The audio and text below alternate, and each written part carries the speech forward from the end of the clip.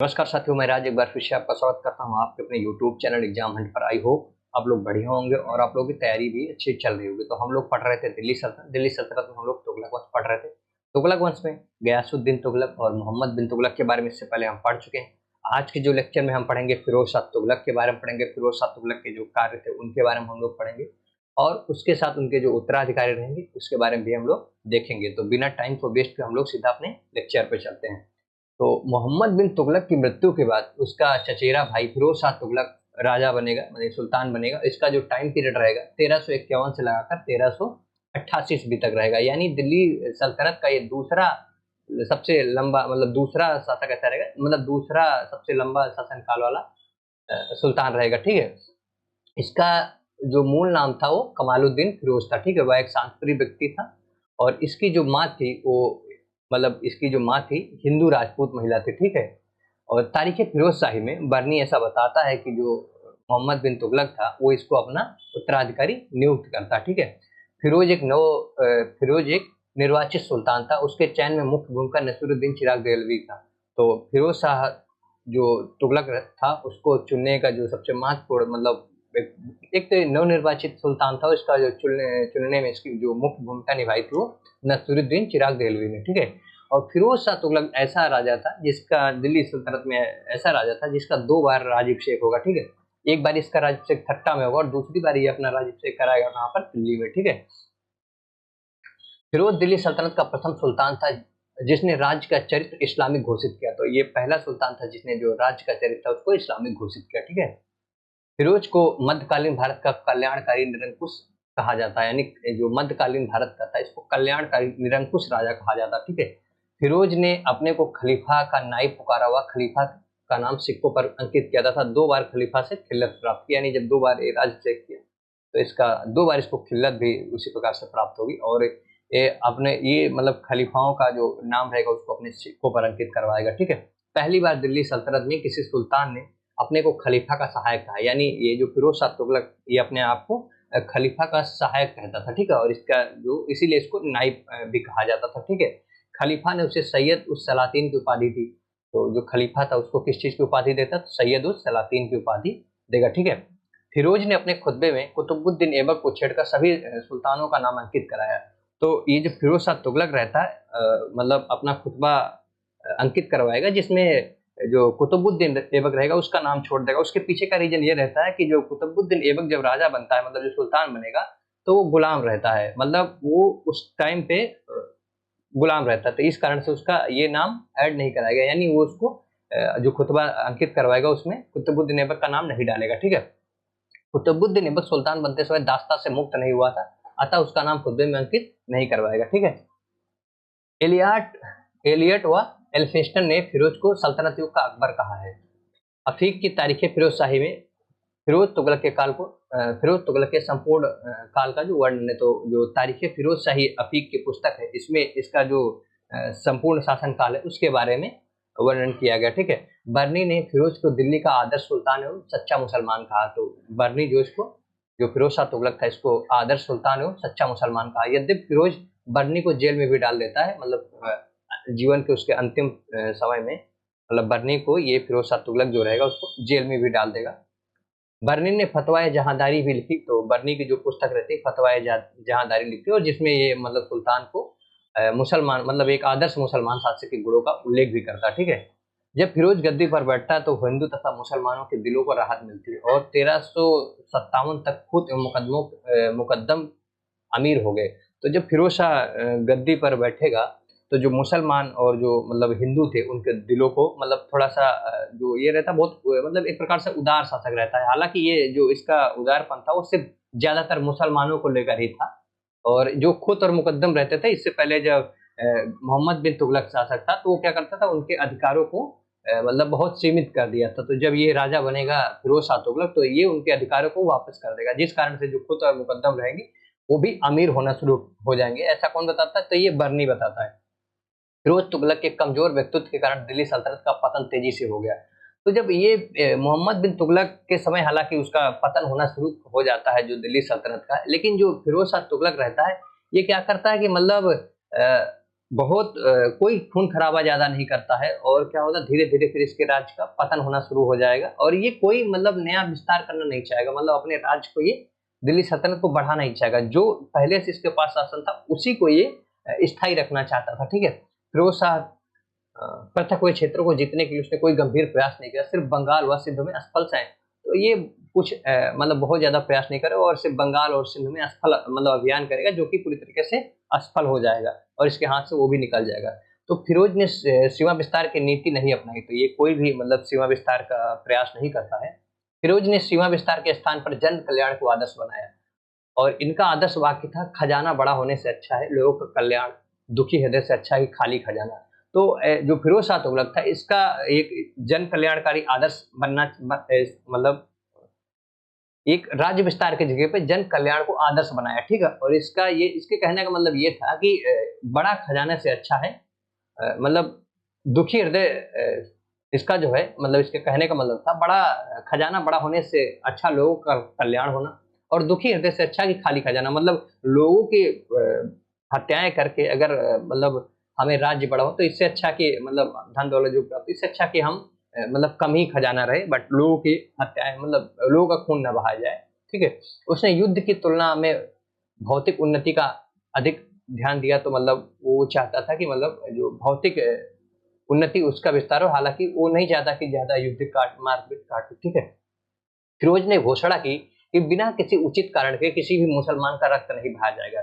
तो ये जो मतलब फिरोज शाह तुगलक था ये बहुत ही धर्मांध व्यक्ति भी था। तो इसको सिकंदर लोदी जो आएगा उसका पूर्ववर्ती शासक भी माना जाता है जो कि बहुत ही धर्मांध था। ये क्या करेगा सिर्फ ये देखो यहाँ पर ये जो बिना किसी उचित कारण के किसी भी मुसलमान का रक्त ना बहाया जाए, लेकिन इसमें इन्होंने कहीं भी ऐसा जिक्र नहीं किया कि बिना किसी कारण के किसी भी व्यक्ति का नहीं बात करता, ये सिर्फ मुसलमान की बात करता। तो ये मुसलमानों का मतलब एक प्रकार से बहुत ज़्यादा उसका पक्ष लेता था, ठीक है? क्योंकि वो खुद मुसलमान था इसलिए ज़ाहिर-सी बात हो लेगा, ठीक है? फिरोज धार्मिक कट्टरवादी था, उसने ब्राह्मणों पर भी जजिया लगाया। तो जो फिरोज शाह तुगलक रहता है, इससे पहले जो जजिया रहता था वो बच्चों, बूढ़ों और ब्राह्मणों पर नहीं लगाया जाता। लेकिन जब फिरोज शाह तुगलक राजा बनेगा, तो ये क्या करेगा मतलब ब्राह्मणों पर भी जजिया कर लगा देगा। तो आप इसको ध्यान रखिएगा, ये हर एग्ज़ाम में अक्सर पूछ लिया था, ऐसा कौन-सा सुल्तान था, मध्यकालीन भारत का ऐसा कौन-सा सुल्तान था, जिसने ब्राह्मणों पर जजिया कर लगाया था? तो आप इसको नोट डाउन कर लीजिएगा और इसको याद रखिएगा। जो फिरोज शाह तुगलक था, इसने ही सबसे पहले ब्राह्मणों पर जजिया लगाया था, ठीक है? रमेश चंद्र मजूमदार के अनुसार फिरोज इस युग का सबसे महान धर्मांध और इस क्षेत्र में सिकंदर लोदी और औरंगजेब का अग्रज था। तो ठीक है, रमेश चंद्र मजूमदार का ऐसा मानना था कि जो फिरोज शाह तुगलक है ये बहुत मतलब धर्मांध और इस जो सिकंदर लोदी और औरंगजेब रहेगा उसका ये अग्रज रहेगा, ठीक है? उसने इस्लामी कानून में अनुमति प्राप्त केवल 4 करोड़ को ही वसूल किया और ये करते खराज, जकिया, ज़कात व खुम्स, यानी जब ये राजा बनेगा तो इस्लाम के कानून में 4 करोड़ की बात की गई जिसमें खराज है, जजिया है, ज़कात है व खुम्स है। इन्हीं करों को लेगा और जो बाकी टैक्स रहेंगे उनको हटा देगा, ठीक है? कम से कम अबवाब या करों को गैर इस्लामिक मानकर हटा देगा। तो बहुत सारे जो कर रहेंगे उनको गैर इस्लामिक मानकर उनको हटा देगा, ठीक है? जवाबित जो कि गैर मुसलमानों के लिए कानून था, राज्य के नियम फिरोज तुगलक ने लागू किए। तो ये अक्सर एक शब्द देगा पूछेगा कि जवाबित क्या होता है, तो ये होता है गैर मुसलमानों से लिए जाने वाला के लिए कानून, यानी राज्य के जो नियम थे उसे जवाबित कहते हैं। तो ये अक्सर पूछ लेता है, इसको आप ध्यान रखिएगा। उसने मोहम्मद बिन तुगलक द्वारा प्रदत्त तकाबी जो ऋण था यानी सौंधर जो था उसको माफ कर दिया। तो जो इससे पहले मोहम्मद बिन तुगलक था वो कृषि के लिए सौंधर ऋण देता था, तकाबी ऋण देता था जिसको सौंधर भी कहा जाता था, ठीक है? जब ये राजा बनेगा फिरोज शाह तुगलक, ये क्या करेगा जो भी मतलब लोन मतलब क्या बोलते हैं जो ऋण बकाया होगा उसको ये माफ कर देगा, ठीक है? और नहरों द्वारा सिंचित भूमि पर हावी शर्ब नामक कर लगाएगा। तो गयासुद्दीन तुगलक के समय सबसे पहले नहर का निर्माण होना प्रारंभ होगा, लेकिन जो फिरोज शाह तुगलक रहेगा इसके समय में जो सबसे ज्यादा नहरों का निर्माण होगा और ये उस पर टैक्स भी लगाएगा, ठीक है? तो जो टैक्स लगाएगा भूमि पर, सिंचित भूमि पर, मतलब जितना भी जो नहर रहेगा उससे जो भूमि सींची जाएगी उस पर एक टैक्स लगाएगा, उसका नाम रहता है हावे सर्वनाम का कर लगाएगा। और यह जो कर था उपज का 10वां हिस्सा था, तो मतलब 1/10 भाग जो होता था उपज का उसको ये टैक्स के रूप में लेता था, ठीक है? उसरी भूमि पर उपज का 10वां हिस्सा कर के रूप में, जो मतलब उसरी भूमि का मतलब जो ऊसर बंजर भूमि होती थी उस पर भी ये उपज का 10वां हिस्सा, 1/10वां भाग मतलब टैक्स के रूप में लेता था। ठीक है। फिरोज ने सरकारी पदों को वंशानुगत बनाया, तो जो फिरोज शाह तुगलक रहेगा, ये जो सरकारी पद रहेगा उनको वंशानुगत बनाएगा। सैनिकों को वेतन के बदले जागीर देने की प्रथा शुरुआत करेगा। ठीक है। इससे पहले क्या था, जो सैनिक होते थे उनको वेतन दिया जाता था, लेकिन जो फिरोज शाह तुगलक रहेगा ये क्या करेगा, फिर जागीर यदि जो जमीन रहेगा उसको देना शुरू करेगा। वो अपनी आत्मकथा फुतहात फिरोज शाही, तो इस ये मतलब एक पुस्तक लिखता है, उसका नाम रहता है फुतहात फिरोज शाही। तो अक्सर पूछ लिया जाता है कि मतलब फिरोज शाह जो तुगलक था उसकी पुस्तक का क्या नाम था, तो फुतहात फिरोज शाही था। उसमें ये सर्वशक्तिमान अल्लाह जब अपने सेवकों की आजीविका वृद्धावस्था कारण वापस नहीं लेते, ये ऐसा उसमें बताता है कि जो अल्लाह है जब वो अपने सेवकों की आजीविका यानी वृद्धावस्था को के कारण वापस नहीं लेते हैं, तो खुदा का बंदा होने के नाते भला मैं अपने वृद्ध सैनिकों को इसका ये मानना था कि मतलब जब जो अल्लाह है वो जो अपने सेवक हैं उनकी आजीविका को वृद्धावस्था के कारण वापस नहीं लेता, तो मैं कैसे जो मेरे सैनिक हैं मतलब वृद्ध जो जो सैनिक हैं उनको मैं कैसे अपने पद से हटा सकता हूँ। ठीक है। फिरोज ने सैनिक पद व जागीर वंशानुगत कर दी, तो इसका जो फिरोज रहेगा ये सैनिक पद जो भी रहेगा और जागीर जो भी रहेगा मतलब वंशानुगत का मतलब जो उसके बाद जो उसका बेटा होगा और उसके बाद जो उनका बेटा होगा मतलब उन्हीं के परिवार में वो चलता रहेगा धीरे धीरे। ठीक है। वृद्ध व अक्षम सैनिक अपने पुत्र, दामाद या एजेंट को भी अपने स्थान पर सेना में भेज सकते थे, तो मतलब ये बहुत उदार था। यहाँ पर अगर मान ले कोई जो मतलब सैनिक है वो बूढ़ा हो गया तो वो अपने पुत्र को भी सेना में भेज देता था, दामाद या मतलब कोई जो उसका सगा संबंधी हो उसको भी ये सेना में भेज सकता था। ठीक है। फिरोज राजकीय सिपाहियों को राज्य के राजस्व अधिकारियों से अपना वेतन प्राप्त करने के लिए इत्तलाक नामक हुंडी देता था। तो जो फिरोज शाह तुगलक रहेगा जो उसके सिपाही थे, वेतन प्राप्त करने के लिए एक प्रकार से हुंडी मतलब एक कागज का टुकड़ा होता था जिसमें मुहर वगैरह लगा के ये दिया जाता था और फिर उसको दिखाने के बाद उसको मतलब जो पैसा होता था उसे मतलब जो वेतन था उसको मिलता था। ठीक है। जब कोई सैनिक इत्तलाकनामा लेकर लगान वसूल करने के लिए राज्य कर्मचारियों के पास जाता, उसे लगान का 50% हिस्सा दिया जाता था। ठीक है। जब ये इत्तलाक जो होता था मतलब एक प्रकार से पत्र जो मतलब हुंडी नाम का एक पत्र रहता था, इत्तलाकनामा हुंडी, उसको जब दिखाता था तो राजस्व का जो 50% हिस्सा होता था वो इसको दे दिया जाता था। ठीक है। अफीक के अनुसार सुल्तान ने एक घुड़सवार को एक टंका दिया है और ताकि वह सेनापति को रिश्वत देकर अपना घोड़ा वापस करवा सके। तो ये एक चीज अक्सर पूछा जाता कि ऐसा कौन सा सुल्तान था जो मतलब घूस देकर जो पहली बारी घूस देकर घूस देता था। ठीक है। तो ये जो फिरोज शाह तुगलक रहेगा एक बार अपने जो घुड़सवार रहेगा इसको एक टंका देगा ताकि वह सेनापति मतलब रिश्वत देकर घोड़ा पास करवा सके, तो ये जाकर एक टंका देगा और अपना घोड़ा पास करवाने के लिए। ठीक है। तो ये पहला मतलब दिल्ली सल्तनत सुल्तान रहेगा जो घूस का मतलब एक प्रकार से रिश्वत देकर वो अपना घोड़ा पास करवाएगा मतलब, तो रिश्वत लेना और देना ये इसी के टाइम में शुरू होता है। ठीक है।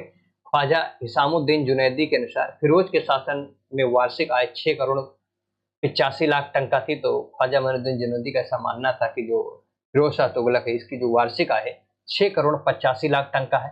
अफीक के अनुसार फिरोज ने हिमासुद्दीन को साम्राज्य की वार्षिक आय निर्धारित करने का कार्य सौंपा था। तो जो हिमासुद्दीन जुनैदी था, अफीक ऐसा बताता है कि जो इसको वार्षिक आय को निर्धारित करने के लिए नियुक्त किया था। ठीक है। फिरोज तुगलक का जो टकसाल का अधिकारी था कौन था, कजर शाह। इसके टकसाल का अधिकारी कौन था, कजर शाह। हालांकि उतना इंपॉर्टेंट नहीं है।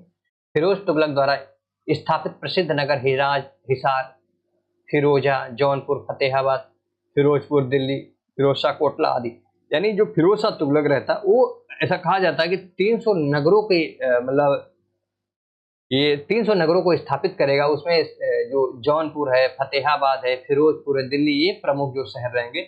जौनपुर की स्थापना वो अपने जो उसका चचेरा भाई था जौना खां की स्मृति में करता है। तो जो ये जौनपुर की स्थापना किसके जो मोहम्मद बिन तुगलक रहेगा उसकी स्मृति में करेगा। ठीक है। फिरोज ने लगभग 300 नगरों की स्थापना की। उत्तर प्रदेश में वर्तमान फिरोजाबाद की स्थापना की। फिरोजाबाद जो थी उसकी भी स्थापना फिरोज शाह तुगलक ने की थी। ठीक है।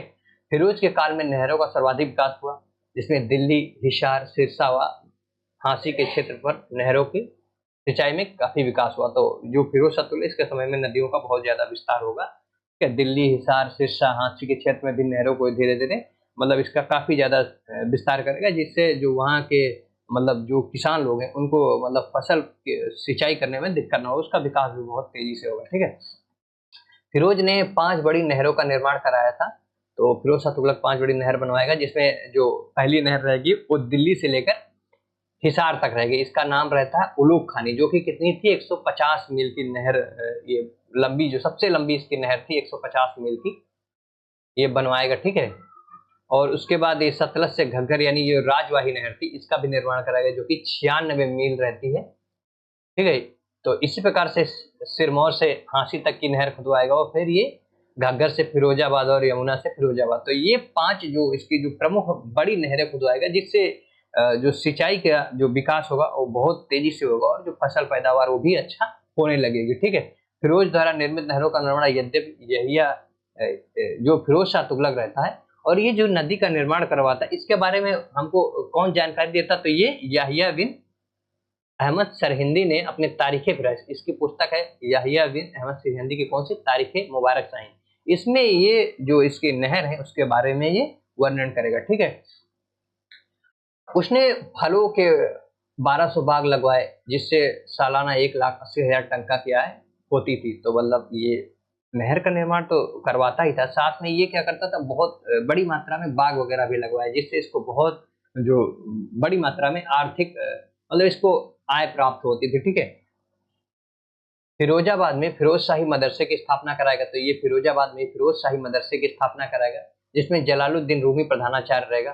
तो इससे पहले जो इल्तुतमिश भी एक दिल्ली मदरसे का मतलब शुरुआत करेगा, उसी प्रकार से जो फिरोज शाह तुगलक रहेगा, ये मतलब फिरोजाबाद में फिरोज शाही मदरसे की स्थापना करेगा, ठीक है। हौज शम्स व हौज अलई का पुनर्निर्माण कराएगा, तो ये हौज शम्स और हौज अलई का दोबारा से निर्माण करवाएगा, ठीक है। फिरोज ने शिकार व मनोरंजन के लिए कुश्क ए शिकार नामक महल का निर्माण कराया था। तो जब फिरोज शाह तुगलक रहता था, उसको शिकार करने जाना होता था, तो एक महल बनवाया था, उसका नाम था कुश्क ए शिकार, वहीं से जाकर ये शिकार किया करता था, ठीक है। फिरोज ने सर्वप्रथम मुस्लिम स्त्रियों को दिल्ली के बाहर स्थित मजारों पर जाने का प्रतिबंध लगा दिया। तो ये मतलब इतना धर्मांध व्यक्ति था, तो ये क्या करता था कि मतलब ये एक ऐसा आदेश पास किया, जिसमें मतलब कोई भी जो मुस्लिम महिला होगी वो दिल्ली से बाहर जाकर मजारों पर जाने से उनको मतलब प्रतिबंध लगा दिया। तो ये अक्सर पूछा जाता है, ऐसे आगे हम पढ़ेंगे जब लोधी वंश में, तो सिकंदर लोधी भी जो स्त्रियां रहेंगे उनको दिल्ली से बाहर जो मजारों पर जाने के लिए प्रतिबंध लगा दिया जाए। तो 2 ही सुल्तान ऐसे रहते जो मतलब जो मजारों पर जाने के लिए प्रतिबंध लगाएंगे दिल्ली से बाहर, वो कौन थे, एक तो फिरोज शाह तुगलक रहेगा जो भी हम पढ़ रहे हैं, इसके बाद जब हम लोधी वंश पढ़ेंगे तो उसमें हम सिकंदर लोधी के बारे में पढ़ेंगे, वो भी मतलब दिल्ली से बाहर जो भी मजार थे उस पर प्रतिबंध लगाएगा, ठीक है। फिरोज कालांतर में अधिक धर्मांध हो गया, ये जैसे जैसे इसका उम्र बढ़ती और ज्यादा धर्मांध होता चला जाता है, ठीक है। 1374-75 में फिरोज ने बहराइच स्थित योद्धा संत सलार मसूद गाजी के मकबरे की यात्रा की एवं सलार मसूद गाजी के दर्शन देने पर मुंडन कराया। तो ये 1374-75 में बहराइच में स्थित है योद्धा संत सलार मसूद की गाजी के मकबरे की यात्रा करेगा, और वहां का जब ये दर्शन करेगा तो दर्शन करके मुंडन भी वहां पे कराएगा, ठीक है। उलेमा की प्रशंसा प्राप्त करने के लिए फिरोज तुगलक ने उड़ीसा के जाज नगर पर आक्रमण किया व पुरी के जगन्नाथ मंदिर को हानि पहुंचाई। तो ये इतना धर्मांध था, मतलब उलेमा की जो उसकी प्रशंसा प्राप्त करने के लिए ये उड़ीसा के जो जाज नगर पर आक्रमण करेगा, और पुरी का जो जगन्नाथ मंदिर रहेगा उसको भी अटैक करेगा और उसको नष्ट भी करेगा, और ये ज्वाला, उसके बाद एक कांगड़ा के ज्वालामुखी मंदिर जो नगरकोट में रहेगा उसको ये पूरी तरीके से ध्वस्त करेगा, और वहां से जो संस्कृत के कुछ पुराने दस्तावेज दिल्ली ले जाएगा। तो उसके बाद ये आगे चलकर जो अनुवाद विभाग की स्थापना भी कराएगा, ठीक है। तो उसके बारे में भी हम लोग देखेंगे। तो ये जो ये रहता है ज्वालामुखी मंदिर जो नागरकोट में रहता है कांगड़ा के, इसको नष्ट कराएगा, और वहां पर इसको संस्कृत के जो दस्तावेज मिलेंगे उसको उठाकर ये दिल्ली ले जाएगा, ठीक है। वहां से उसको उठाकर उसने एक ब्राह्मण को भी जिंदा जलवा दिया। तो इतना धर्मांध था कि एक ब्राह्मण को वहीं पर जिंदा जलवा देता। बर्नी ने फिरोज शासन में शांति और समृद्धि के लिए उलामाओं के समर्थन को जिम्मेदार माना। तो ये बर्नी का ऐसा मानना था कि फिरोज के शासन में शांति और समृद्धि के लिए जो उलेमाओं का समर्थन को जिम्मेदार माना। इससे पहले जो मोहम्मद बिन तुगलक रहता था उसने उसको उलेमाओं से लेकर बहुत ज्यादा मतलब विवाद रहता, जिस कारण उसको बहुत सारे विद्रोहों का सामना करना पड़ता। लेकिन जो फिरोज शाह तुगलक रहेगा, इसका ये उलेमा जो रहेंगे उनसे बहुत अच्छा संबंध बना के रखेगा, जिससे मतलब इसके जो शांति व समृद्धि स्थापित करने में, ऐसा बर्नी बताता है कि इसको समर्थन मिलेगा, ठीक है। फिरोज पहला मुसलमान था जिसने उलेमाओं को इतनी अधिक प्रधानता दी। तो ये पहला सुल्तान था जिसने उलेमाओं को इतनी ज्यादा प्रधानता दी थी, ठीक है। फिरोज तुगलक के समय में फिरोज तुगलक के समय सैयद मोहम्मद के नेतृत्व में मजहबी आंदोलन शुरू हुआ, जिसे फिरोज कठोरता से दबा दिया। फिरोज के समय रुक्कन नामक व्यक्ति ने स्वयं को मदही कहा था, उसे मृत्युदंड दे दिया गया, ये इतना इंपॉर्टेंट नहीं। राज्य के खर्च पर हज की व्यवस्था करने वाला दिल्ली सल्तनत का प्रथम सुल्तान फिरोज शाह तुगलक था। तो ये जो मतलब हज की यात्रा जो करते थे, ये पहला व्यक्ति था जो राज्य के खर्चे पर हज की यात्रा के लिए भेजता था, ठीक है। तो कौन राज्य की यात्रा पे हज करने के लोगों को भेजता था? ये फिरोज शाह तुगलक था, ठीक है, राज्य के खर्चे पर, ठीक है। फिरोज ने महल के सुदूर भित्ति चित्रों को हटवा दिया और भोजन हेतु सोने चांदी के बर्तनों की मनाही कर दी।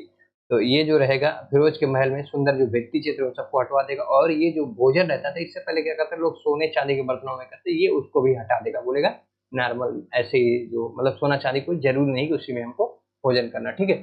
फिरोज को गुलामों का बहुत शौक था, तो इसके समय में सबसे ज्यादा दास भी रहेंगे। तो अफीक के अनुसार, अफीक बताता है उसके पास 1,80,000 गुलाम थे, यानी इसके जो दास थे 1,80,000 थे। ऐसा कौन बताता है? अफीक बताता है। फिरोज ने गुलामों के लिए पृथक विभाग बनाएगा, जिसका क्या नाम था? दीवाने बंदगान नामक एक पृथक विभाग बनाया था, जो कि पूरी तरीके से सिर्फ गुलामों को देखता था, ठीक है। दीवाने बंदगान में 1200 गुलाम शिल्पियों के रूप में कारखानों में काम करते थे। तो ये जो उसमें 12,000 जो रहेंगे दीवाने बंदगान में, जो शिल्पी मतलब ये जो चित्र मतलब जो शिल्प कारखानों के रूप में काम करते थे। फिरोज ने दासों के निर्यात व व्यापार पर प्रतिबंध लगा दिया। तो इससे पहले दासों को मतलब खरीदा और बेचा जाता था, ये क्या करेगा फिरोज शाह तुगलक? उस पर रोक लगा देगा, यानी प्रतिबंध लगा देगा।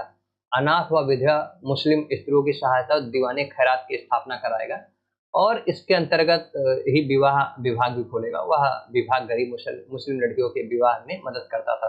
तो ये दीवानी खैरात विभाग की स्थापना करेगा, जिसमें ये क्या करता था, जो गरीब मुस्लिम महिलाएं मतलब मुस्लिम लड़कियां होती थी उनका शादी जो विवाह होता था उसमें मदद करता था। ये इतना धर्मांध था कि मतलब सिर्फ मुसलमानों की जो गरीब लड़कियां थी, हालांकि उसमें हिंदू की भी रहेंगी, लेकिन ये इस पर ध्यान नहीं देता, ठीक है। फिरोज स्वयं इतिहास एवं चिकित्सा शास्त्र का ज्ञाता था। तो ये मतलब जो फिरोज शाह तुगलक था, इसको इतिहास और चिकित्सा शास्त्र का अच्छा नॉलेज था। उसे सल्तनत का जयसिंह भी कहा जाता है। उसने फिरोजाबाद दिल्ली में नक्षत्रशाला की स्थापना की एवं समय सूचक उपकरण जल घड़ी का भी विकास किया। तो जो फिरोज शाह तुगलक रहेगा, ये दिल्ली में नक्षत्रशाला मतलब इसको जो क्या बोलते हैं नक्षत्रशाला का स्थापना कराएगा, और समय सूचक जो उपकरण रहेगा जल घड़ी उसका भी विकास कराएगा, जिससे इसको जो समय का सही से ज्ञान हो सके, ठीक है, मतलब जानकारी हो सके, ठीक है। फिरोज ने दंड संहिता को अधिक मानवीय बनाया, ठीक है। फिरोज तुगलक ने बेरोजगारों के लिए रोजगार कार्यालय बनाए। तो ये फिरोज शाह तुगलक रहेगा, जो बेरोजगार रहेंगे उसके लिए रोजगार कार्यालय खोलेगा, ठीक है। फिरोज ने गरीबों के लिए दारुल सफा चिकित्सालय बनाएगा। तो ये अक्सर पूछ लिया था, दारुल सफा जो चिकित्सालय था उसको किसने बनवाया था? फिरोज ने बनवाया था, किसके लिए? गरीबों के लिए, ठीक है। फिरोज के यानी अफीक के अनुसार सर्वप्रथम फिरोज के शासनकाल में मदिरा विभाग की स्थापना की गई। तो अफीक ऐसा बताता है कि जो सबसे पहले मदिरा विभाग की स्थापना किसके समय की गई थी? तो वो फिरोज शाह तुगलक के समय की गई थी, ठीक है। फिरोज ने अनुवाद विभाग की स्थापना कराएगा। तो फिरोज अनुवाद विभाग की स्थापना इसलिए भी कराता है क्योंकि जो हिंदी मतलब हिंदुओं के जो पुस्तकें थे, मतलब जो इसके ग्रंथ वगैरह थे, उनका अध्ययन किया जा सके और उनके बारे में ज्यादा से ज्यादा जाना जा सके। तो ये अनुवाद विभाग की स्थापना कराएगा, जिसमें जो जो संस्कृत के जो मतलब हिंदू धर्म के जो ग्रंथ होंगे उनको ये पढ़वाएगा, ठीक है। फिरोज ने वृद्धावस्था में पेंशन हेतु दीवानी इश्तिहार एवं सार्वजनिक निर्माण विभाग शोहरत आम की स्थापना की थी। तो ये पेंशन वगैरह भी देता था, जिसे दीवानी इश्तिहार एवं सार्वजनिक निर्माण विभाग शोहरत आम की स्थापना करवाएगा, ठीक है। राजस्थान के राजस्व को दीवाने खैरात के लिए दान दिया। फिरोज तुगलक ने शिक्षा में व्यवसायिक पाठ्यक्रम भी लागू किया ताकि अच्छे कारीगर बन सके। तो ये जो मतलब जो शिक्षा व्यवस्था थी उसमें एक मेजर चेंजेस ये करता था कि ये मतलब व्यवसायिक पाठ्यक्रम, जिससे क्या होता था कि जो लोग हैं उनको व्यवसाय के बारे में जानकारी मिले और लोग ज्यादा से ज्यादा मतलब अच्छे व्यवसायी हो, अच्छे कारीगर बने और अच्छे जो इंजीनियर बने, मतलब जो उस समय शिल्पी लोग रहते थे वो कुशल शिल्पी होंगे तो ज्यादा अच्छे से काम करेंगे, ठीक है। फिरोज ने चांदी का ससगानी नामक सिक्का चलाया। तो जो चांदी का जो ससगानी नामक सिक्का रहता है, इसको कौन चलाएगा? फिरोज शाह तुगलक चलाएगा। इसका जो मूल्य रहेगा 6 जीतल रहेगा, और 8 जीतल का जो सिक्का था उसे हस्तगनी या चिहल कहा जाता। तो जो जीतल था ये जो ससगनी सिक्का था चांदी का, ये 6 जीतल का था। वही जो 8 जीतल का था उसको हस्तगनी या चिहल कहा जाता, ठीक है। ससगनी के आधे मूल्य का जो सिक्का होता था उसके दोगुनी कहा जाता था। तो ये ससगनी रहेगा, इसका जो आधे मूल्य का सिक्का रहेगा उसको दोगुनी कहा जाएगा, ठीक है। अफीक के अनुसार फिरोज ने अद्धा एवं बिक नामक तांबे के सिक्के भी चलाए।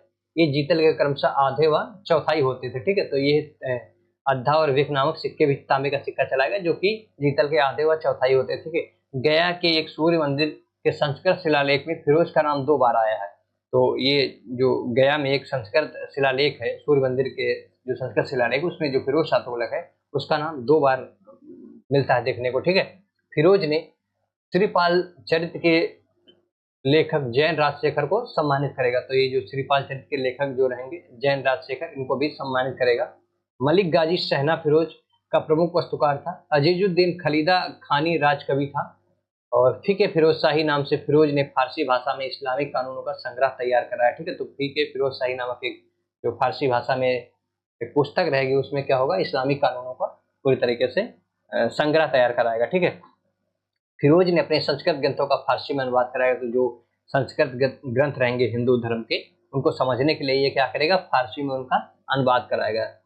बर्नी व शमसे सिराज अफीक दोनों ने तारीख फिरोज शाही, तो तारीख फिरोज शाही जो पुस्तक है इसी नाम से, मतलब इसको बर्नी भी लिखता है और ये सिराज रहता है, शमसे सिराज अफीक, ये भी तारीख फिरोज शाही लिखता है।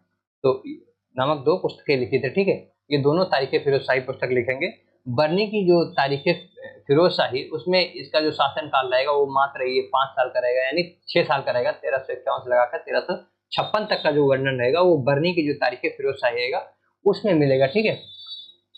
फिरोज ने अपनी आत्मकथा फारसी में फुतहात फिरोज शाही नाम से लिखा। तो जो फिरोज है, फिरोज शाह तुगलक रहा है, ये मतलब अपनी आत्मकथा भी लिखेगा। किस नाम से लिखेगा, फुतहात फिरोज शाही नाम से लिखेगा, ठीक है। ऐसे ही चलकर जब हम लोग मुगल पीरियड पढ़ेंगे उसमें बाबर भी अपनी तुझ के बाबरी नाम से आत्मकथा लिखेगा। तो मध्यकालीन भारत में यही जो 2 सुल्तान रहते हैं ये अपनी आत्मकथा लिखेंगे। तो जो फिरोज शाह तुगलक रहेगा वो फुतहात फिरोज शाही नाम से अपनी आत्मकथा लिखेगा, ठीक है।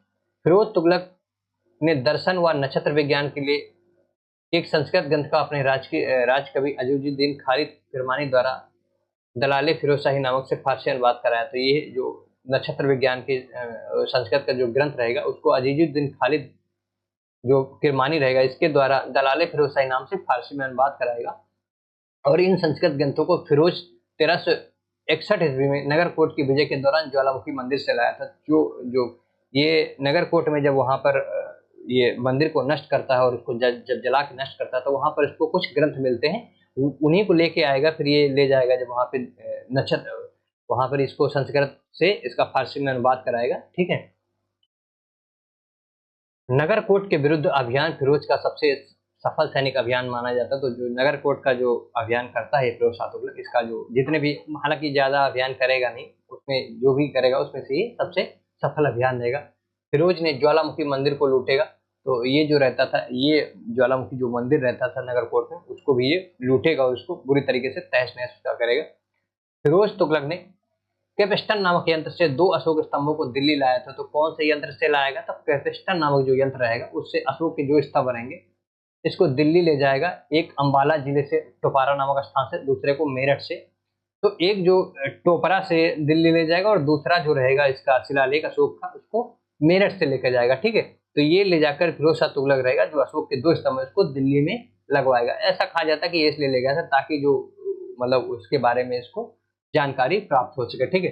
फिरोज ने कटेहर रुहेलखंड के शासक खड़कू के विद्रोह का दमन करने के लिए कत्लेआम भी करवाएगा, ठीक है। तो ये जो कटेहर में बड़ी मात्रा में ये क्या करेगा, कत्लेआम करवाएगा, जिससे जो ये विद्रोह रहेगा खड़ाकू के जो विद्रोह रहेगा उसको पूरी तरीके से दमन करेगा, ठीक है। फिरोज ने बंगाल को जीतने के लिए 1353 व 1359 में 2 बार प्रयास किया लेकिन असफल रहा।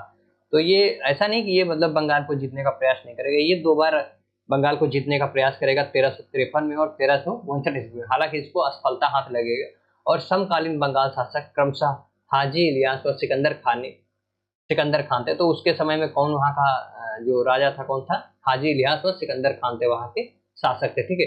बंगाल के लौटते समय 1359 में फिरोज ने उड़ीसा में जाज नगर पर हमला कर गजपति शासक से अधीनता स्वीकार कराई। फिरोज ने पुरी के जगन्नाथ मंदिर को लूटा। तो ये जब वहां से लौट रहा होगा 1359 ईस्वी में जाजनगर पर हमला करेगा और वहां का जो शासक रहेगा उसको अधीनता स्वीकार कराएगी, और जो पुरी का वहीं पर जो पुरी का जगन्नाथ मंदिर रहेगा उड़ीसा में, उसको ये लूटेगा, ठीक है। वहां से इसको बड़ी मात्रा में धन संपत्ति प्राप्त होगी, ठीक है। फिरोज का जो अंतिम अभियान सिंध के थट्टा में हुआ था, तो इससे पहले आप लोग पढ़े होंगे मोहम्मद बिन तुगलक, उसका भी जो अंतिम अभियान कहाँ रहता है, थट्टा में ही रहता है। तो जब वो मोहम्मद बिन तुगलक वहां पे थट्टा में अभियान करेगा तो वहीं उसके मतलब बीमार हो जाएगा उससे पहले, और फिर वहीं उसकी मृत्यु हो जाएगी। और इसका जो ये फिरोज शाह तुगलक रहा है, ये भी इसका जो अंतिम अभियान रहेगा कहाँ पर, थट्टा में रहेगा, ठीक है। 1362-63 में हुआ था, ठीक है। अब जो थट्टा में अभियान कब करेगा, 1362 और 63 में। अफीक के अनुसार सिंध का अभियान सर्वाधिक कुव्यवस्थित सैन्य अभियान था, और मतलब ये बताया गया कि मतलब इसका व्यवस्थित नहीं था, मतलब पूरी तरीके से एक अच्छा क्या बोलते हैं प्रारूप तैयार करके, मतलब एक अच्छी रणनीति बनाकर ये अटैक नहीं करता बंगाल में, ऐसा ये बताता है। जो अफीक रहेगा ये बताएगा कि मतलब बहुत ज्यादा उसको सीरियस नहीं लेता था, इसीलिए उसको सफलता भी हाथ लगी। सिंध व गुजरात के विरुद्ध अभियान फिरोज का सबसे लंबा अभियान था, जो सबसे लंबे समय तक इसका कोई अभियान चलेगा वो सिंध व गुजरात को जब ये जीतने का प्रयास करेगा वो सबसे लंबे समय तक चलेगा, ठीक है। फिरोज के सिंध पर प्रथम अभियान के समय यह कहावत प्रसिद्ध हो गई कि देखो देखो शेख प्रथा का कमान, एक तुगलक तो मर गया दूसरे को जरा संभाल। तो क्योंकि इससे पहले जो मोहम्मद बिन तुगलक रहता था वो भी जब सिंध के थट्टा पर अटैक करेगा तो वहीं पर उसकी मृत्यु हो जाएगी। तो वहीं से एक कहावत मतलब बहुत प्रसिद्ध हो जाएगी, देखो देखो कौन आया, मतलब देखो देखो शेख प्रथा का कमाल, एक तुगलक तो मर गया दूसरे को जरा संभाल। तो एक प्रकार से बोलेंगे इससे पहले एक लोग आए थे वो मारे गए, जरा इनको संभालो वरना ये भी मतलब इनका भी मृत्यु हो जाएगी, ठीक है। फिरोज तुगलक के शासनकाल में जिस एकमात्र उमरा ने विद्रोह किया उसका नाम मलिक शमसुद्दीन दमगानी था। तो इसके समय में कोई बहुत ज्यादा विद्रोह नहीं है, एक ही मात्र विद्रोह होगा जो कौन करेगा, उमरा ने किया था, जो कि उसका उसका जो नाम था मलिक शमसुद्दीन दमगानी था, ठीक है। वह गुजरात का सूबेदार था, वही इसके समय एक विद्रोह करेगा, ठीक है। अफीक फिरोज के लाभदायक राजस्व सुधारों के परिणामों का उल्लेख करता, तो अफीक की जो पुस्तक रहेगी, ठीक है, उसमें ये जो राजस्व के सुधारों के परिणामों का उल्लेख करेगा। इसमें लोगों की इतनी समृद्धि बढ़ी कि लोग अलाउद्दीन के शासनकाल को भूल गए तथा कृषक वर्ग की कोई ऐसी स्त्री नहीं थी जिसके पास आभूषण ना हो। तो मतलब ये अफीक ऐसा बताता है कि लोग इतने समृद्ध हो गए कि ये जो अलाउद्दीन का शासनकाल था उसको भूल गए, कि मतलब कोई भी ऐसी स्त्री नहीं था जिसके पास आभूषण नहीं थे। तो जो वहां के लोग थे वो बहुत मतलब धीरे धीरे, क्योंकि ये बहुत ज्यादा जन कल्याण का भी काम करता था, नहर वगैरह खुदवाया तो वहाँ की फसलवार पैदावार अच्छी हुई, जब फसल पैदा होगी तो लोगों के पास धन दौलत भी बढ़ेगा, ठीक है। और चूंकि वहाँ ये कारीगरों को भी ट्रेन करता था, मतलब ये व्यावसायिक शिक्षा भी देता था, जिस कारण लोग भी मतलब शिक्षित थे और वो लोग आगे चलकर बहुत मतलब व्यवसाय वगैरह करते थे, जिससे वो लोग उनकी जो संपत्ति थी काफी अच्छा उसमें सुधार होगा, ठीक है। तुगलक काल वजीर पद का स्वर्ण काल था, तो जो तुगलक काल था उसको वजीर पद का स्वर्ण काल कहा जाता, ठीक है। फिरोज के काल में वजीर पद चरमोत्कर्ष पर पहुंच गया, तो वजीर इसके जो फिरोज के समय में वजीर की जो मतलब विकास सबसे ज्यादा होगा, इस कारण इसको वजीर का जो पद रहेगा उसको स्वर्ण काल कहा जाएगा, ठीक है। मोहम्मद बिन तुगलक का वजीर कौन था, तो ये ख्वाजा जहां जो था इसका वजीर था। फिरोज का वजीर कौन था, तो मलिक मकबूल जो फिरोज का वजीर रहेगा, जिसे खाने जहां की उपाधि भी दिया जाएगा। तो फिरोज जब तुगलक रहेगा उसका वजीर कौन रहेगा, मलिक मकबूल रहेगा, ठीक है। इसको खाने जहां की उपाधि भी देगा।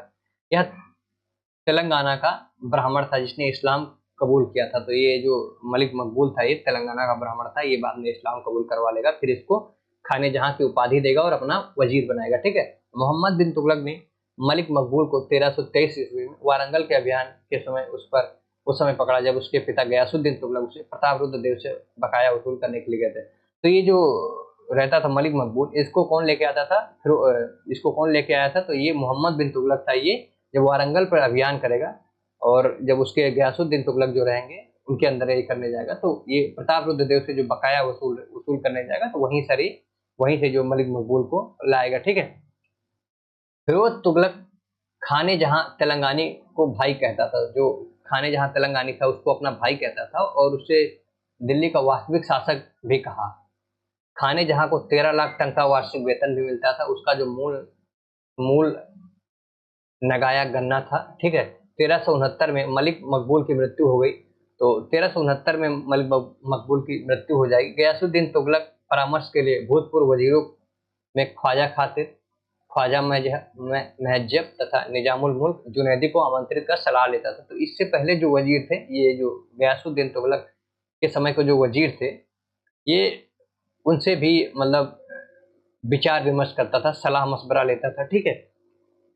फिरोज तुगलक ने हौज खास में अपने प्रधानमंत्री खाने जहां तेलंगानी का मकबरा बनवाया। तो हौज खास में फिरोज शाह तुगलक ने, जो इसका प्रधानमंत्री रहेगा, खाने जहां तेलंगानी, उसका मकबरा बनाएगा। और इस मकबरे की विशेषता यह थी कि यह दिल्ली में निर्मित प्रथम अष्टभुजाकार मकबरा था। तो ये अक्सर पूछा जाता है कि दिल्ली में निर्मित प्रथम अष्टभुजाकार मकबरा किसका था? तो ये किसका था? खाने जहां तेलंगानी। इसका खाने जहां तेलंगानी का मकबरा था। इसको कौन बनवाया था? इसको फिरोज शाह तुगलक बनवाया था, ठीक है। फिरोज ने सिक्कों पर अपने नाम के साथ पुत्र अथवा उत्तराधिकारी फतेह खां का नाम भी अंकित कराया है। तो ये जो उसके सिक्के रहेंगे फिरोज शाह तुगलक, इस पर ये खुद का नाम तो अंकित कराएगा, साथ में ये क्या करेगा, अपने जो इसके उत्तराधिकारी रहेंगे फतेह खां, उसका भी नाम अंकित कराएगा, ठीक है। फतेह खां की मृत्यु के बाद उसके जो पुत्र रहेंगे तुगलक शाह यानी गयासुद्दीन द्वितीय का जो पुत्र रहेगा, उसको अपना उत्तराधिकारी घोषित करेगा। जो फतेह खां, उसकी जब मृत्यु हो जाएगी तो गयासुद्दीन तुगलक का जो द्वितीय बेटा रहेगा तुगलक शाह, उसको अपना उत्तराधिकारी घोषित करेगा, ठीक है। तो फिरोज शाह तुगलक के बारे में हम लोग इस प्रकार से देख चुके हैं, और उसके जो उत्तराधिकारी हैं, आइए हम उसको देखते हैं, ठीक है। फिरोज के बाद उसका जो पौत्र रहेगा तुगलक शाह, यानी जब तुगलक शाह गद्दी पर बैठता, उसके बाद अबू बकर मोहम्मद शाह और अलाउद्दीन सिकंदर शाह गद्दी पर। ये बहुत कम समय के लिए, ये लोग चूंकि उतने योग्य भी नहीं थे, और ये लगभग एक एक साल या मतलब उससे भी कम कम समय तक, 8 महीने 6 महीने ऐसे करके ये लोग शासन किए हैं, तो ठीक है। उसके बाद तुगलक वंश का जो अंतिम शासक रहेगा नसीरुद्दीन महमूद। ये तुगलक वंश का अंतिम तो रहेगा ही, साथ ही ये अंतिम तुर्क शासक भी रहेगा नसीरुद्दीन महमूद, जो कि 1394 ईस्वी से 1412 ईस्वी तक शासन करेगा, ठीक है। तो ये जो नसीरुद्दीन महमूद रहेगा, ये अंतिम तुर्क शासक रहेगा, ठीक है। इसके समय ही तैमूर ने 1398 ईस्वी में आक्रमण करेगा। तो तैमूर का आक्रमण 1398 ईस्वी में होगा, इसी के समय नसीरुद्दीन महमूद के समय, जिस कारण वहीं से जो दिल्ली सल्तनत रहेगा उसके पतन शुरू हो जाएगा, ठीक है। यह आक्रमण तुगलक वंश के लिए घातक सिद्ध होगा, बहुत मतलब घातक सिद्ध होगा, और दिल्ली सल्तनत का जो धीरे धीरे वहीं से पतन शुरू हो जाएगा। नसीरुद्दीन महमूद के समय एक नए कार्यालय वकील सुल्तान की स्थापना की गई। तो जब नसीरुद्दीन महमूद रहेगा, इसी के समय एक नए कार्यालय की स्थापना की जाएगी, जिसे वकील सुल्तान की स्थापना करेगा, ठीक है। जो नसीरुद्दीन महमूद का वजीर कौन था? तो ये मल्लू इकबाल जो था, इसका वजीर था, ठीक है। नसीरुद्दीन महमूद दिल्ली का अंतिम तुर्क सुल्तान था। तो ये जो नसीरुद्दीन महमूद था, दिल्ली सल्तनत का अंतिम तुर्क सुल्तान था, और ये जो तुगलक वंश का भी अंतिम सुल्तान था, वही ये तुर्क रहेगा। इसके बाद जब मतलब तुर्क जो अंतिम तुर्क सुल्तान भी रहेगा, इसके बाद लोधी वंश आ जाएगा। तो जो हो जाएंगे वो अफगान शासक, मतलब लोधी वंश के। इसके बाद जो नसीरुद्दीन जो महमूद रहेगा, वो अंतिम तुर्क शासक रहे। इसके बाद ये, ठीक है। नसीरुद्दीन महमूद के साम्राज्य के बारे में लोग कहते हैं कि जहां पनाह सल्तनत दिल्ली से पालम तक फैली हुई थी। तो नसीरुद्दीन महमूद के साम्राज्य के बारे में लोग कहते हैं कि जहां पनाह की जो सल्तनत दिल्ली से पालम तक फैली हुई थी। नसीरुद्दीन महमूद 1412 में मृत्यु होने पर दिल्ली के अमीरों ने अफगान दोआब के फौजदार दौलत खान लोधी का सिंहासन बैठा देगा। तो जब नसीरुद्दीन महमूद की 1412 ईस्वी में मृत्यु हो जाएगी, तो उसके बाद जो अफगान अमीरों ने अफगान के जो दौलत खान लोधी रहेगा, उसको सिंहासन बैठा देगा, जो कि 14 से 14 ईस्वी तक शासन करेगा। तुगलक वंश के पतन का मुख्य जो कारण था फिरोज के अयोग्य। तो अगर कोई भी जो वंश जो या मतलब जिस साम्राज्य था या राज्य था, उसका जो पतन होता, उसके पीछे कारण उसके बहुत हद तक उसके जो अयोग्य उत्तराधिकारी थे, क्योंकि वो लोग अच्छे से शासन को नहीं संभाल पाए, जिस कारण उसका पतन होना धीरे धीरे शुरू हो जाता, ठीक है। और इसी के समय जब नसीरुद्दीन महमूद रहेगा, नसीरुद्दीन महमूद, इसी के समय तैमूर का आक्रमण होगा 1398 ईस्वी में। तैमूर के आक्रमण के समय भारत पर तुगलक वंश के दो सुल्तान शासन कर रहे थे। दिल्ली में कौन कर रहा था? नसीरुद्दीन महमूद कर रहा था। वहीं फिरोजाबाद में कौन कर रहा था? नुसरत शाह। तो जब ये तुगलक अटैक करेगा, उस समय दिल्ली में शासन कर रहा था नसीरुद्दीन महमूद, और वहीं फिरोजाबाद में नुसरत शाह शासन करेगा। तैमूर ट्राक्सियाना जो ईरान चगताई तुर्क था, उसने खैबर दर्रे को पार किया और भारत पर आक्रमण किया, और दिल्ली में 15 दिनों तक लूटपाट। तो जो तैमूर था, वो ट्रांस ऑक्सियाना मतलब चगताई तुर्क था और वो खैबर दर्रे को पार करके आएगा और दिल्ली पर अटैक करेगा और यहाँ पर 15 दिन तक लगातार लूटपाट करेगा। यहाँ बहुत बड़ी मात्रा में धन दौलत तो लूटेगा ही, साथ में लोगों के साथ बहुत ज्यादा कत्लेआम करेगा। ठीक है, तैमूर का जो मूल नाम था तामरेलाने था और इसका जो अर्थ होता है लोहा। तो इसका जो तैमूर का मूल नाम था तामरेलाना, इसका जो अर्थ होगा वो इस प्रकार से लोहा होता था। ठीक है, तैमूर के आक्रमण के समय भटनेर का शासक कमालुद्दीन था, जहां मुस्लिम स्त्रियों ने जौहर किया था। तो जब ये तैमूर आक्रमण करेगा तो वहां उस समय भटनेर का शासक कौन था? कमालुद्दीन था। वहां पर जो मुस्लिम महिलाएं होंगी वो जौहर करेंगी। ठीक है, तैमूर की आत्मकथा तुर्की भाषा में तुझके तैमूरी का फारसी भाषा में अनुवाद अबू तालिब ने किया था। जो इसकी आत्मकथा थी तैमूर की, तुझके तैमूरी, इसका जो फारसी में अनुवाद कौन करेगा? तो अबू तालिब किया करेगा। तो ये इस प्रकार से हम लोगों ने आज क्या देखा? तुगलक वंश के बारे में देखा। तुगलक वंश का जो बचा हुआ पार्ट था जिसमें फिरोज शाह तुगलक और उसके उत्तराधिकारियों के बारे में पढ़ा, साथ में तैमूर का जो अटैक होता 1398 में उसको भी हम लोग देखे। अक्सर पूछा जाता है तैमूर का आक्रमण कब हुआ था, किसके समय हुआ था? अब याद रखिएगा 1398, और कुछ खास नहीं पूछता इसमें। 1398 होगा और नसीरुद्दीन महमूद के समय होगा। तो आज के लेक्चर को हम लोग यहीं पे खत्म करते हैं। इसके बाद हम लोग सैयद वंश पढ़ेंगे, सैयद वंश और लोदी वंश को देखेंगे। और अगर आपको जो ये पीडीएफ है इसको चाहिए तो आप प्ले स्टोर पे जाइए और वहां से जो हमारा ऐप है एग्जाम हंट, उसको डाउनलोड करिए और वहां पर आपको फ्री ऑफ कॉस्ट मतलब पीडीएफ मिल जाएगा। साथ ही वहां पर कुछ टेस्ट अवेलेबल, आप उसको देखिए और अपने मतलब जो तैयारी को उसको जज भी कर सकते हैं कि हमारी तैयारी कैसी चल रही है और उसको इम्प्रूव भी कर सकते हैं। ठीक है, तो आज के लेक्चर को हम लोग यहीं पे खत्म करते हैं।